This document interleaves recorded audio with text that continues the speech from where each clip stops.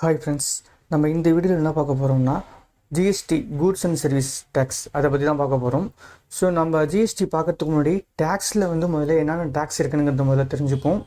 So டேக்ஸில் பார்த்தீங்கன்னா பேசிக்காக பார்த்தீங்கன்னா 2 டைப்ஸ் இருக்குது. ஒன்று நேர்முக வரி அப்படின்னு டைரக்ட் டேக்ஸ்னு சொல்லுவாங்க. இன்னொன்று பார்த்தீங்கன்னா மறைமுக வரி, இன்டைரக்ட் டேக்ஸ். தமிழில் நேரடி வரி, மறைமுக வரி அப்படின்னு சொல்லுவாங்க. ஸோ இந்த டைரக்ட் டேக்ஸில் பார்த்தீங்கன்னா என்னென்ன ஒரு எக்ஸாம்பிள் என்னென்ன சொல்லலான்னு பார்த்தீங்கன்னா, நம்ம டைரெக்டாக கவர்மெண்ட்டுக்கு பே பண்ணுற, அதாவது நம்ம இப்போ சம்பாதிக்கிறோம், ஓகேங்களா. ஸோ இப்போ நம்ம சம்பாதிக்கிற அந்த சம்பளத்துலேருந்து ஒரு குறிப்பிட்ட அமௌண்ட்டை நம்ம டைரெக்டாக நம்மளே கவர்மெண்ட்டுக்கு பே பண்ணணும்னா அது டைரக்ட் டேக்ஸு. ஸோ அடுத்த எக்ஸாம்பிள் என்ன பார்த்தீங்கன்னா, நம்ம செலுத்துகிற இந்த சொத்து வரி, தொழில் வரி, இதெல்லாம் எல்லாமே பார்த்தீங்கன்னா இந்த நேரடி வரியில் தான் வரும், டைரக்ட் டேக்ஸில் தான் வரும். ஸோ சரி, அப்புறம் மறைமுக வரி என்னன்னு கேட்டிங்கன்னா சொல்கிறேன் பாருங்கள். மறைமுக வரியில் ஃபஸ்ட்டு வேட்டுன்னு சொல்லுவாங்க, வேல்யூ ஆடட் டேக்ஸு. ஸோ இது தமிழில் மதிப்பு கூட்டல் வரி அப்படின்னு சொல்லுவாங்க. ஸோ இப்போ ஒரு ப்ராடக்டை சேல் பண்ணுறாங்கன்னா அந்த சேல் பண்ணுறதுக்கு சில டேக்ஸ் கட்டுவாங்க. இப்போ ஒரு ப்ராடக்ட், ஒரு கார் வாங்குகிறோம் அப்படின்னோம்னா, ஸோ அந்த காரை விற்கிறதுக்கு அந்த கம்பெனி சேல்ஸ் டேக்ஸ் அப்படின்னு சொல்லிட்டு கட்டுவாங்க. ஸோ அதுதான் பார்த்திங்கன்னா வேல்யூ ஆடட் டேக்ஸ். ஒரு ப்ராடக்டை விற்கிறதுக்காக கட்டப்படுற வரி தான் வேல்யூ ஆடட் டேக்ஸ். நெக்ஸ்ட்டு பார்த்திங்கன்னா சுங்க வரி, அதாவது இந்த கஸ்டம்ஸ்னு சொல்லுவாங்கள்ல. ஸோ இந்த இறக்குமதி, இந்த ஏற்றுமதி இதெல்லாம் பண்ணுறது. ஸோ அந்த மாதிரி இதில் இருக்கிறப்ப கட்டப்படுற வரி தான் நான் பார்த்திங்கன்னா சுங்க வரி அப்படின்னு சொல்லுவாங்க. ஸோ நெக்ஸ்ட்டு பார்த்திங்கன்னா லக்ஸரி. ஸோ இந்த மாதிரி ஆடம்பரம், இப்போ பார்த்தீங்கன்னா இந்த ஹோட்டல் ரூம் புக் பண்ணுறது, ஸோ இதெல்லாம் பார்த்தீங்கன்னா இதுக்கு கீழே தான் வரும், இந்த லக்ஸரி டேக்ஸ் அப்படின்னு சொல்லுவாங்க. ஸோ நெக்ஸ்ட்டு பார்த்தீங்கன்னா என்டர்டெயின்மெண்ட்னு ஒன்று இருக்குது, என்ட்ரி அப்படின்னு இருக்குது. ஸோ என்டர்டெயின்மெண்ட்னால் பார்த்தீங்கன்னா மூவி டிக்கெட்ஸுக்காக இந்த டேக்ஸ் போடுவாங்க. ஸோ பார்த்தீங்கன்னா இப்போ மூவி டிக்கெட்ஸ் நீங்கள் வாங்குறீங்கன்னா அதில் டேக்ஸ் அமௌண்ட்டுன்னு சொல்லிட்டு ஒரு குறிப்பிட்ட அமௌண்ட் போட்டிருப்பாங்க. ஸோ அதுதான் என்டர்டெயின்மெண்ட் டேக்ஸ் அப்படின்னு சொல்லுவாங்க. ஸோ நெக்ஸ்ட்டு பார்த்தீங்கன்னா என்ட்ரி டேக்ஸு. ஸோ இப்போ ஒரு குட்ஸு ஒரு கண்ட்ரிலேருந்து இன்னொரு கண்ட்ரிக்கு இல்லை ஒரு ஸ்டேட்லேருந்து இன்னொரு ஸ்டேட்டுக்கு வருது அப்படின்னு பார்த்தீங்கன்னா அதுக்கு என்ட்ரி டேக்ஸ் போடுவாங்க. இன்னொரு ஸ்டேட்டுக்குள்ளே வரணும்னா அதுக்கு என்ட்ரி டேக்ஸ் போடுவாங்க. ஸோ அதுதான் பார்த்தீங்கன்னா அதெல்லாம் இந்த இன்டைரக்ட் டேக்ஸில் வருது. ஸோ என்னென்ன இன்டைரக்ட் டேக்ஸில் வருதுன்னு பார்த்தீங்கன்னா VAT, value added tax, custom tax, luxury tax, entertainment tax, entry tax. So இதெல்லாம் பார்த்தீங்கன்னா இந்த இன்டைரக்ட் டேக்ஸுக்கு கீழே வருது. ஸோ இன்டைரக்ட் டேக்ஸில் ஸோ இப்போ இவ்வளோ இது இருக்குது. ஸோ இதையெல்லாம் சேர்த்து ஒன்றா கொண்டு வந்ததுக்கு பேர் தான் என்னென்னு பார்த்தீங்கன்னா GST, goods and service tax. So இத்தனை டேக்ஸையும் கம்பைன் பண்ணி ஒரே டேக்ஸாக கொண்டு வந்ததுக்கு பேர் தான் நம்ம ஜிஎஸ்டின்னு சொல்லியிருக்கோம். ஸோ இந்த ஜிஎஸ்டி பார்லிமெண்ட்டில் எந்த சட்ட திருத்தத்தின்படி அறிமுகப்படுத்தப்பட்டுச்சு அப்படின்னு கேட்டாங்கன்னா 101வது சட்ட திருத்தம். ஸோ 101வது சட்ட திருத்தத்தின்படி தான் இந்த கூட்ஸ் அண்ட் சர்வீஸ் டேக்ஸ் இந்த மாதிரி நடைமுறைப்படுத்தலாம் அப்படின்னு சொல்லிட்டு பார்லிமெண்ட்டில் அறிமுகப்படுத்தப்பட்டுச்சு. அதாவது 101வது சட்ட திருத்தம். ஸோ இந்த ஜிஎஸ்டி நம்ம இந்தியாவுக்கு வரதுக்கு முன்னாடி முதல்ல எந்த நாட்டில் ஆரம்பித்தாங்க அப்படின்னு, எந்த நாட்டில் நடைமுறையில் இருந்துச்சு அப்படின்னு பார்த்தீங்கன்னா ஃப்ரான்ஸ். ஸோ அங்கே பார்த்தீங்கன்னா 1954லேயே இந்த ஜிஎஸ்டி அப்படிங்கிற ஒரு டேக்ஸ் அவங்க பழக்கத்தில் இருந்தது தான் அவங்களுக்கு. ஸோ நமக்கு தான் இது புதுசு. ஸோ நெக்ஸ்ட்டு பார்த்தீங்கன்னா ஜிஎஸ்டிங்கிறது நம்ம ஆல்ரெடி பார்த்த மாதிரி ஒரு இன்டைரக்ட் டேக்ஸ் தான். இது எதன் பேரில் இந்த டேக்ஸை விதிப்பாங்க அப்படின்னு பார்த்தீங்கன்னா, ஏதாவது நம்ம ஒரு பொருள் வாங்குகிறோம், ஸோ கூட்ஸ் அதாவது வாங்குகிறோம், இல்லை ஏதாச்சும் ஒரு சேவைகளை அனுபவிக்கிறோம் அப்படின்னு பார்த்தீங்கன்னா, ஸோ அதன் பேரில் வரி விதிப்பதற்கு பேர் தான் இந்த கூட்ஸ் அண்ட் சர்வீஸ் டேக்ஸ். அதனால தான் levied on goods and service அப்படின்னு போட்டிருக்கேன். ஸோ நெக்ஸ்ட்டு பார்த்தீங்கன்னா இது பார்லிமெண்ட்டில் எப்போ ஒரு சட்டமாக பாஸ் பண்ணாங்க அப்படின்னு பார்த்தீங்கன்னா, ஃபஸ்ட்டு ஒரு சட்டம் நடைமுறைக்கு வருதுன்னா அது ஃபஸ்ட்டு மசோதாவாக பாஸ் ஆகும் பார்லிமெண்ட்டில். அதுக்கப்புறமா சட்டமாக மாறும். அதுக்கப்புறமா தான் நடைமுறைக்கு கொண்டு வருவாங்க அது.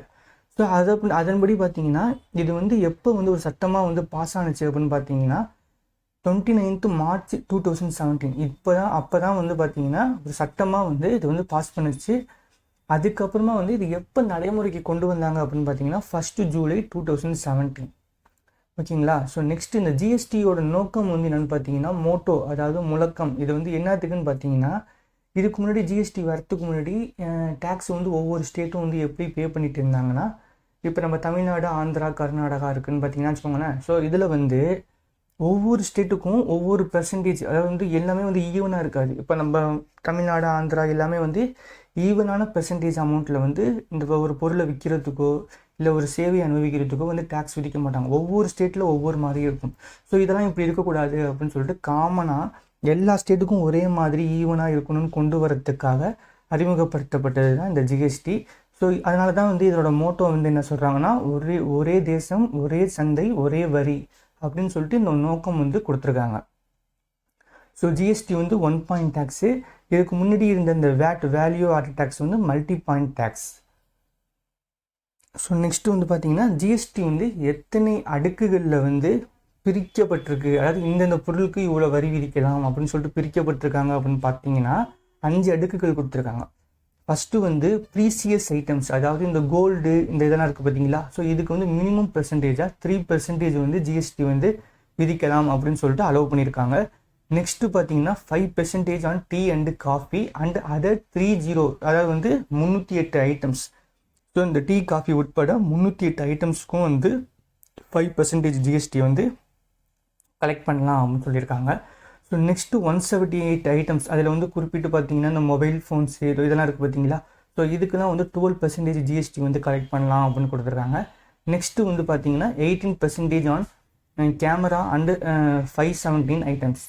ஸோ நெக்ஸ்ட்டு வந்து பார்த்தீங்கன்னா லாஸ்ட்டாக உள்ளது வந்து லக்ஸரி ஐட்டம்ஸ். ஸோ அந்த சொகுசு வரின்னு சொல்கிறோம்ல, ஸோ அதுக்கு வந்து 28%, ஹையஸ்ட் பெர்சன்டேஜ் வந்து இந்த லக்ஸரி ஐட்டம்ஸுக்கு தான். அதில் வந்து எத்தனை ஐட்டம்ஸ் இருக்குதுன்னு பார்த்தீங்கன்னா ஒரு 27 ஐட்டம்ஸ் இருக்குது.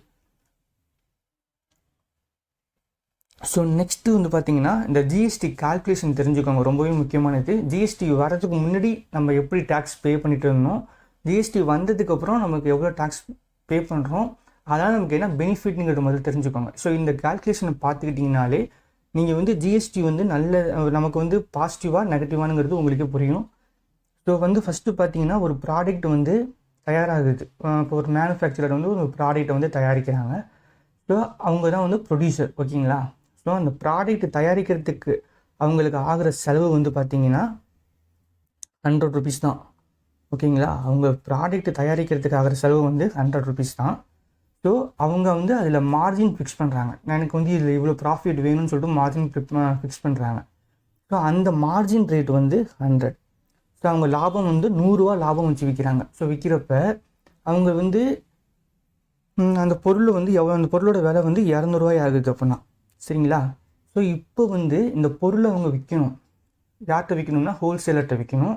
இந்த ஹோல்சேலர்கிட்ட விற்கிறதுக்கு அந்த பொருளுக்கு வந்து அவங்க டேக்ஸ் கட்டுவாங்க. ஏன்னா இந்த பொருளுக்கு டேக்ஸ் கட்டினா தான் அந்த பொருளை வந்து அவங்க சேல் பண்ண முடியும். ஸோ அதுக்கு வந்து இப்போ ஒரு 10% அப்படின்னு ஒரு எக்ஸாம்பிளுக்கு சொல்கிறேன். ஒரு 10% வச்சுக்கிட்டீங்கன்னா 10%ன்னு வச்சுக்கிட்டிங்கன்னா, அதாவது இந்த 10% வந்து உங்களுக்கு எதில் கால்குலேட் பண்ணோம்னா, இந்த அவங்க ப்ராஃபிட் பண்ணதுக்கப்புறம் ஆகுது பார்த்தீங்களா அந்த 200. ஸோ இந்த 200ல் 10% வந்து 20. இந்த 200ல் 10% வந்து 20.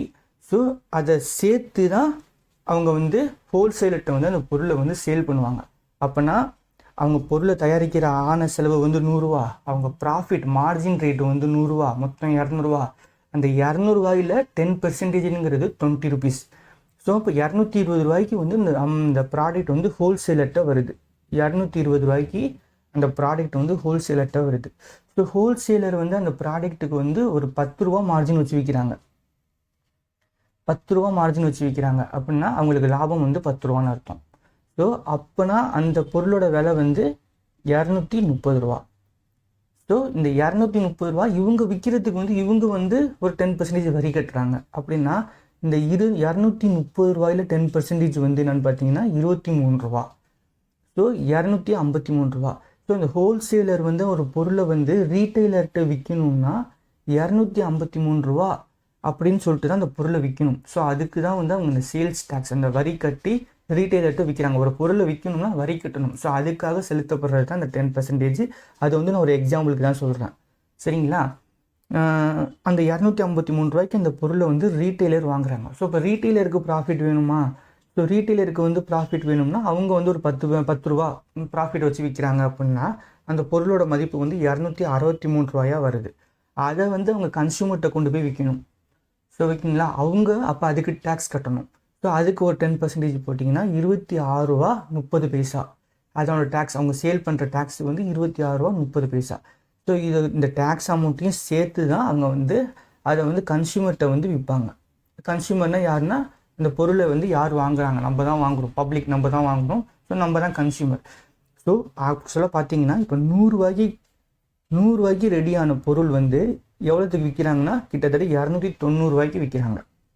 ஸோ இதுதான் வந்து ஜிஎஸ்டி நடைமுறைக்கு வரத்துக்கு முன்னாடி டேக்ஸ் வந்து ஸோ இந்த ப்ராசஸில் தான் வந்து பே பண்ணி கன்சியூமர்கிட்ட கொண்டு வந்து சேர்த்தாங்க. ஸோ இப்போ ஜிஎஸ்டி வந்துருச்சு. ஸோ இதில் வந்து நிறைய பேர் வந்து ஜிஎஸ்டி வந்ததால் நான் அதிகமாக பணம் கட்டுறேன் அப்படின்னு சொல்லிட்டு இருக்காங்க. நிறைய டேக்ஸ் கட்டுறோம், பொருளோட விலையெல்லாம் அதிகமாகிடுச்சு அப்படின்னு சொல்லிட்டு இருக்காங்க. ஸோ இந்த ப்ராசஸ் உங்களுக்கு புரிஞ்சிருக்கும். ஸோ இப்போ இதில் என்ன நடந்திருக்கு அப்படின்னு பார்த்தீங்கன்னா, இது ஜிஎஸ்டி வந்ததுக்கப்புறம் அதே மாதிரி சொல்கிறேன், ஒரு ப்ராடக்ட் வந்து ₹100 தயாராகுது ஒரு ப்ராடக்ட்டு. ஸோ அதில் வந்து அவங்க மார்ஜின் வந்து ₹100, அவங்களுக்கு லாபம் வந்து ₹100 வச்சு விற்கிறாங்க. ஸோ அந்த பொருளோட விலை வந்து ₹200 மாறுது. ஸோ இந்த ₹10 அவங்க கூட்டியிருக்காங்க பார்த்தீங்களா, இது வந்து எதில் வந்து கூட்டுவாங்கன்னு பார்த்தீங்கன்னா, அவங்க லாபம் வச்சு விற்றாங்க பாருங்கள், ₹100 லாபம் வச்சு விற்றாங்க பார்த்தீங்களா, அதில் 10% தான் கால்குலேட் பண்ணுவாங்க. ஸோ நம்ம ப்ரீவியஸாக பார்த்த மாதிரி இதில் இந்த மொத்த அமௌண்ட்டில் கால்குலேட் பண்ண மாட்டாங்க. அவங்க ப்ரொடியூசரோட ப்ராஃபிட், அதாவது அந்த பொருளை யார் விற்கிறாங்களோ அவங்க லாபத்தோட 10% தான் வந்து இந்த பொருளோட கூட்டிப்பாங்க. அப்போனா ₹210. ப்ரொடியூசர் வந்து அந்த பொருளை விற்கணும்னா ₹210 விற்கிறாங்க. ஸோ அது வந்து ஹோல்சேலர்கிட்ட அதே அமௌண்ட்டு ₹210 வருது. ஓகேங்களா, நல்லா புரிஞ்சுக்கணும். ஹோல்சேலர்கிட்ட ₹210 வருது. ஹோல்சேலர் ஒரு ₹10 லாபம் வச்சு விற்கிறாங்க. நல்லா பார்த்துக்கோங்க. ஜிஎஸ்டி வந்ததுக்கு அப்புறம் ஜிஎஸ்டி வந்து ஒருவருடைய லாபத்தில் விதிக்கிறதுக்கு தான் ஜிஎஸ்டி இது. ஆனால் வந்து ஜிஎஸ்டி நடைமுறைக்கு வரதுக்கு முன்னாடி அப்படி கிடையாது. அந்த பொருளோட மொத்த மதிப்பில் 10% விற்கிறப்ப அந்த பொருளோட மொத்த மதிப்பில் 10% கால்குலேட் ஆகிட்டு வந்துட்டு இருந்துச்சு. ஆனால் ஜிஎஸ்டி வந்ததுக்கு அப்புறம் ஸோ யார் விற்கிறாங்களோ அவங்களோட ப்ராஃபிட்டில் 10% அப்படிங்கிறத கால்குலேட் பண்ணிட்டாங்க. ஸோ அது மாதிரி பார்த்தீங்கன்னா இந்த ₹210 பொருள் வந்து ஹோல்சேலர்கிட்ட வருது. ஹோல்சேலர் வந்து ஒரு ₹10 லாபம் வச்சுக்கிறாங்க. ஸோ நான் ஏற்கனவே சொன்னேன், ஜிஎஸ்டி வந்ததுக்கப்புறம் ஒருத்தருடைய லாபத்தில் 10% அதுதான் ஜிஎஸ்டி அப்படின்னு இருக்கேன். ஸோ அதே மாதிரி இவங்களுக்கு வந்து லாபம் வந்து 10%. ஸோ இந்த 10% ₹10 லாபம். ஸோ இந்த ₹10 லாபத்தில் அவங்களுக்கு அந்த 10% என்னன்னு பார்த்தீங்கன்னா ₹1. ₹10 வந்து 10%னா ₹1. ஸோ அப்போ இந்த ₹220 ஆயிடுச்சா, அந்த ₹220 ப்ளஸ் ₹1 ₹221. இது வந்து ரீட்டைலர்கிட்ட வரும்போது அதே ₹221. அவங்களுக்கு லாபம் வந்து ₹10, அதில் 10% ₹1. ஸோ 231 + 1 232. ஸோ ஜிஎஸ்டி வந்ததுக்கப்புறம் இதையும் கம்பேர் பண்ணி பாருங்கள். ஜிஎஸ்டி வரத்துக்கு முன்னாடி எப்படி இருந்துச்சு, வந்ததுக்கப்புறம் எப்படி இருக்குன்னு சொல்லிட்டு கம்பேர் பண்ணி பாருங்கள். நமக்கு வந்து இதில் எது நமக்கு லாபம் அப்படிங்கிறது உங்களுக்கு புரியும். ஸோ ஜிஎஸ்டி வந்ததுக்கப்புறம் தான் நம்ம ஒரு பொருளை வந்து விலை கம்மியாக கொடுத்து வாங்கிட்டு இருக்கோம். ஸோ நெக்ஸ்ட்டு வந்து பார்த்தீங்கன்னா இந்த கால்குலேஷன் வந்து உங்களுக்கு ரொம்பவே முக்கியமானது, ஜஸ்ட்டு தெரிஞ்சுக்கோங்க. அதுக்கப்புறம் வந்து பார்த்தீங்கன்னா நோட்னு ஒரு முக்கியமான பாயிண்ட் கொடுத்துருக்கேன். ஜிஎஸ்டி வந்ததுக்கப்புறம், அதாவது after GST tax will be levied only on margin profit. So GST வரத்துக்கு முன்னாடி அந்த பொருளோட மொத்த அமௌண்ட்டில் தான் 10% வந்து டேக்ஸ் விதிப்பாங்க அப்படின்னு சொல்லியிருக்கோம். ஆனால் இப்போ ஜிஎஸ்டி வந்ததுக்கப்புறம் அந்த டேக்ஸை வந்து எதில் விதிப்பாங்க அப்படின்னு பார்த்தீங்கன்னா, யார் அந்த பொருளை விற்கிறாங்களோ அவங்களுடைய லாபத்தில் 10%. ஸோ ஓகேங்களா, இது நல்லா புரிஞ்சுக்கணும். இதை பொருளை விற்கிறவங்களுடைய லாபத்தில் 10% ஜிஎஸ்டி வந்து வந்ததுக்கப்புறம் அவங்களுடைய லாபத்தில் மட்டும்தான் 10% விற்பாங்க. ஸோ இப்போ இந்த பொருள் வந்து ஆட்டோமேட்டிக்காக ஹோல்சேலர்கிட்ட வரும். ஹோல்சேலர்கிட்ட வந்து அவங்களுடைய ஹோல்சேலருடைய லாபம் வந்து என்னவோ அதில் 10%. அது மாதிரி ரீட்டைலர்கிட்ட வரும்போது ரீட்டைலருடைய லாபம் என்ன, ₹10 லாபம்னா அந்த ₹10 லாபத்தில் 10% ₹1. ஸோ உங்கள் ₹1 தான் ஜிஎஸ்டி பே பண்ணுவாங்க. ஓகேங்களா, ஸோ அதுதான் ஜிஎஸ்டி வந்து அவங்களுடைய மார்ஜின் ஆஃப் ப்ராஃபிட். ஸோ அதில் வந்து ஜிஎஸ்டி விதிப்பாங்க, அவ்வளோதான். ஸோ ஜிஎஸ்டியோட காம்போனன்ட்ஸ் வந்து என்னென்ன இருக்குதுன்னு பார்த்தீங்கன்னா, குட்ஸ் சிஜிஎஸ்டி, எஸ்ஜிஎஸ்டி, ஐஜிஎஸ்டி அப்படின்னு சொல்லுவாங்க. இந்த சிஜிஎஸ்டினா central goods and service tax, அதாவது வந்து இன்ட்ரா ஸ்டேட் சேல் அப்படின்னு சொல்லுவாங்க. ஸோ இப்போ ஒரு மாநிலத்தில் வந்து ஒரு பொருள் வந்து சேல் ஆகுது, இல்லை ஏதோ ஒரு கூட்ஸ் அண்ட் சர்வீஸ் வந்து ஏதோ ஒரு சேல் ஆகுது அப்படின்னு பார்த்தீங்கன்னா, ஸோ அதுக்கு வந்து அந்த விற்கிறதுக்கு வந்து வரி கட்டுறாங்க பார்த்தீங்களா. ஸோ அதுதான் வந்து CGST, central goods and service tax. So இது வந்து நம்ம யாருக்கு பே பண்ணுவோம் பார்த்தீங்கன்னா சென்ட்ரல் கவர்மெண்ட்டுக்கு பே பண்ணுவோம். ஸோ இதே சேம் வந்து ஸ்டேட் கவர்மெண்ட்டுக்கு பே பண்ணோம்னா அது வந்து SGST, state goods and service tax அப்படின்னு சொல்லுவாங்க. ஸோ ஐஜிஎஸ்டினா integrated goods and service tax, அதாவது வந்து இன்டர்ஸ்டேட் சேல், ஒரு மாநிலங்களுக்கு இடையே நடைபெறும் விற்பனை. ஸோ இதன் பேரில் வரி விதிப்பதற்கு பேர் தான் வந்து integrated goods and service tax. இதையும் வந்து யாருன்னு வாங்கிப்பாங்கன்னு பார்த்தீங்கன்னா நம்ம வந்து சென்ட்ரல் கவர்மெண்ட்டுக்கு தான் பே பண்ணுவோம். ஃபார் எக்ஸாம்பிளுக்கு இப்போ ஒரு ப்ராடக்ட் வந்து தமிழ்நாட்டில் தயாராகுது, அது வந்து ஆந்திராவுக்கு போகுது. ஸோ இல்லை ஒரு பொருள் ஆந்திராவில் தயாரித்து தமிழ்நாட்டுக்கு விற்பனைக்கு வருது அப்படின்னு பார்த்தீங்கன்னா, ஸோ அந்த விற்பனைக்கு வர்றதுக்காக ஸோ அதுக்கு டேக்ஸ் பே பண்ணுவாங்க பார்த்தீங்களா, அது வந்து integrated goods and service tax, ஐஜிஎஸ்டின்னு சொல்லுவாங்க. ஸோ இதை வாங்கிக்கிறதும் பார்த்தீங்கன்னா சென்ட்ரல் கவர்மெண்ட் தான்.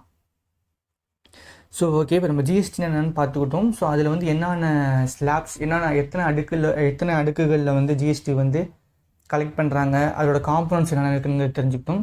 ஸோ இன்னும் ஜிஎஸ்டி வந்து எந்த பொருள்லாம் ஜிஎஸ்டியோட வரம்புக்குள் வராமல் இருக்குது அப்படின்னு தெரிஞ்சுக்கணும்னு பார்த்தீங்கன்னா, இந்த petroleum products, petrol, diesel, alcoholic products இதெல்லாம் வந்து பார்த்தீங்கன்னா ஜிஎஸ்டியோட வரம்புக்குள்ளே இன்னும் கொண்டு வரல. ஸோ இதெல்லாம் கொண்டு வந்தாங்கன்னா இதோட விலையும் வந்து நமக்கு கம்மியாகிறதுக்கு வாய்ப்பு இருக்குது. ஸோ ஓகே ஃப்ரெண்ட்ஸ், நம்ம இந்த வீடியோவில் வந்து ஜிஎஸ்டி வந்து A to Z நம்ம ஃபுல்லாகவே கம்ப்ளீட் பண்ணி ஃபுல்லாகவே தெரிஞ்சுக்கிட்டோம். ஜிஎஸ்டினா என்ன, அது வந்து எப்படி கால்குலேட் ஆகுது, அது வந்ததுக்கப்புறம் அதோட நம்ம முன்னாடி வாங்கின விலைக்கும் இப்போ வாங்குகிற விலைக்கும் வந்து எவ்வளோ வித்தியாசம் இருக்குங்கிறதெல்லாம் நல்லா தெரிஞ்சுக்கிட்டோம். ஓகே, இந்த வீடியோ உங்களுக்கு ரொம்ப யூஸ்ஃபுல்லாக இருந்திருக்கும்னு நினைக்கிறேன். பிடிச்சிருந்துச்சுன்னா லைக் பண்ணுங்கள், ஷேர் பண்ணுங்கள், சப்ஸ்கிரைப் பண்ணுங்கள். Thank you friends.